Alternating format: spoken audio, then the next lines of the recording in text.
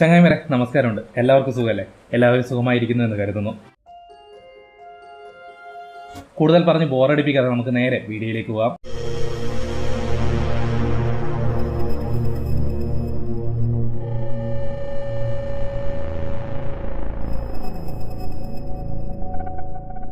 സിനിമയിലെ പ്രധാന കഥാപാത്രങ്ങൾ ജെന്ന, റിക്ക് എന്നീ ദമ്പതിമാരാണ്. അവർക്ക് ഒരു മകനുമുണ്ടായിരുന്നു. വളരെ സന്തോഷത്തിൽ ജീവിച്ചു വന്നിരുന്ന ആ കുടുംബത്തിൽ പെട്ടെന്നാണ് ആ സംഭവം ഉണ്ടായത്. അവർ ആശിച്ചു വളർത്തിയ അവരുടെ മകൻ മരിച്ചു പോകുന്നു. ആ ഒരു മരണം ജെന്നയ്ക്കും റിക്കിനും സഹിക്കാൻ കഴിഞ്ഞിരുന്നില്ല. അതോടെ അവർ രണ്ടുപേരും ഒരു ഡിപ്രഷൻ സ്റ്റേജിലേക്ക് പോകുന്നു. അങ്ങനെയിരിക്കെയാണ് ഒരു ഡോൾ മേക്കറെ പറ്റി അവർ അറിയുന്നത്. മരിച്ചുപോയവരെ ജീവിപ്പിക്കാൻ കഴിവുള്ള ഒരാളാണ് ഈ ഡോൾ മേക്കർ. അങ്ങനെ ജെന്നയും റിക്കും കൂടി അദ്ദേഹത്തെ കാണാൻ പോകുന്നു. നിങ്ങളുടെ മരിച്ചുപോയ മകനെ എനിക്ക് തിരിച്ചു കൊണ്ടുവരാൻ കഴിയും എന്ന് അയാൾ അവരോട് പറയുന്നു. നാച്ചുറലായിട്ട് അങ്ങനെ ഒരു സംഭവം നടക്കില്ല എന്ന് ജെന്നയ്ക്കറിയാം.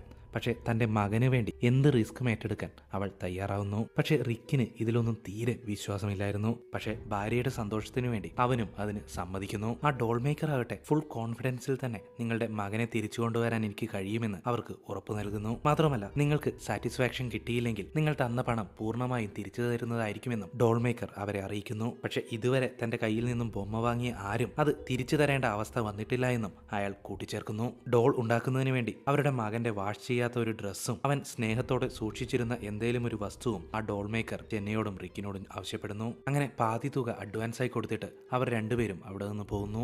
റിക്കിനും ജെന്നയ്ക്കും വാക്കുകൊടുത്തതുപോലെ ആ ഡോൾ മേക്കർ അവർക്ക് വേണ്ടി ഒരു ഡോൾ ഉണ്ടാക്കുന്നു. കാണുമ്പോൾ തന്നെ ഒരല്പം ക്രീപ്പി ആയിട്ടുള്ള വ്യത്യസ്തമായിട്ടുള്ള ഒരു ഡോൾ. അത് കണ്ടപ്പോൾ തന്നെ റിക്ക് അയ്യേ ഇതിനു വേണ്ടിയിട്ടാണോ ഞാൻ ഇത്രയും പണം മുടക്കിയത് എന്ന് ആ ഡോൾ മേക്കറിനോട് ചോദിക്കുന്നു. അപ്പൊ ആ ഡോൾ മേക്കർ കോൺഫിഡന്റ് ആയിട്ട് അയാളോട് പറയും, നിങ്ങൾ ആദ്യം ആ ഡോള് കൈകൊണ്ടൊന്ന് എടുത്തു നോക്ക്. അത് കേട്ടപ്പോൾ ജെന്ന പതുക്കെ ആ ഡോള് എടുക്കുന്നു. അതോടുകൂടി ആ ബൊമ്മ പെട്ടെന്ന് അവരുടെ മകനായി മാറുന്നു. തങ്ങൾ കാണുന്നത് സത്യമാണെന്ന് വിശ്വസിക്കാൻ പോലും അവർക്ക് സാധിച്ചിരുന്നില്ല. മരിച്ചുപോയ തങ്ങളുടെ മകൻ അവരുടെ മുന്നിൽ നിൽക്കുന്നു.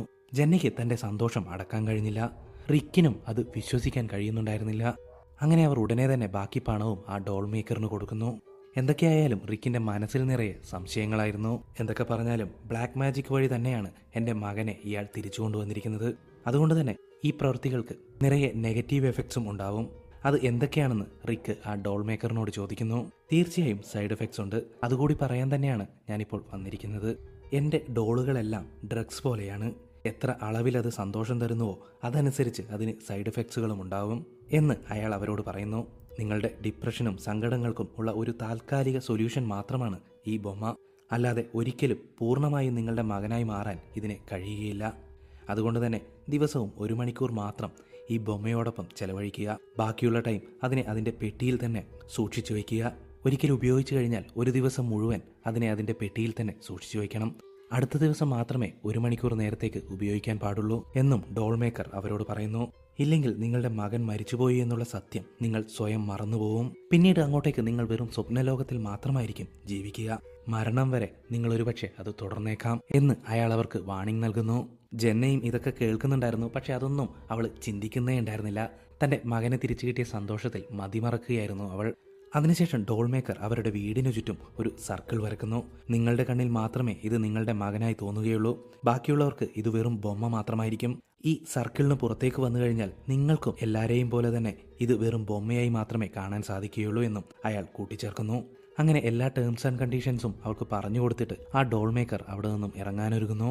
ബാക്കിയെല്ലാം നിങ്ങളുടെ കയ്യിലാണ്. ഇനി എന്തെങ്കിലും സംഭവിച്ചാൽ തന്നെ എനിക്ക് അതിൽ യാതൊരു ഉത്തരവാദിത്വമില്ല എന്നും പറഞ്ഞുകൊണ്ട് അയാൾ അവിടെ നിന്നും പോകുന്നു. അങ്ങനെ പല ദിവസങ്ങൾ കഴിഞ്ഞു, ആഴ്ചകൾ കഴിഞ്ഞു, മാസങ്ങൾ കഴിഞ്ഞു.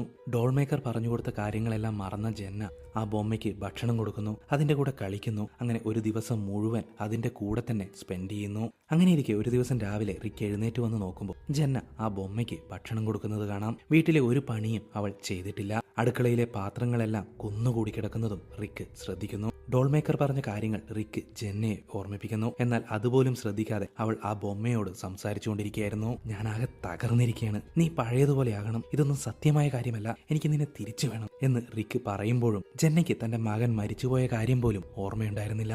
അത്രമാത്രം അവൾ ആ പാവക്കുട്ടിയെ തന്റെ മകനായി സങ്കല്പിച്ചു കഴിഞ്ഞു. സത്യം അവൾക്ക് മനസ്സിലാക്കി കൊടുക്കണമെന്ന ഉദ്ദേശത്തിൽ റിക്ക് ദേഷ്യത്തിൽ ജെന്നയുടെ കയ്യിൽ നിന്നും ആ ബൊമ്മ പിടിച്ചു വാങ്ങി ആ വീടിന് ചുറ്റുമുള്ള സർക്കിളിന് പുറത്തേക്ക് ഇറങ്ങുന്നു. ജെന്നയോട്ടെ വേണ്ട, അതെനിക്ക് താ, എന്റെ മകനെ തിരിച്ചതാ എന്നും പറഞ്ഞ് അയാളുടെ പിറകെ പോകുന്നു. ആ സർക്കിളിനപ്പുറം കടന്നതോടുകൂടി അവരുടെ മകൻ വീണ്ടും ബൊമ്മയായി മാറുന്നു. മകൻ മാത്രമല്ല, റിക്കിന്റെ മുന്നിൽ വെച്ച് ജെന്നയും ഒരു പാവയായി താഴെ വീഴുന്നു. ഇപ്പൊ കാണുന്ന നമ്മളാകെ അന്തം വിടും.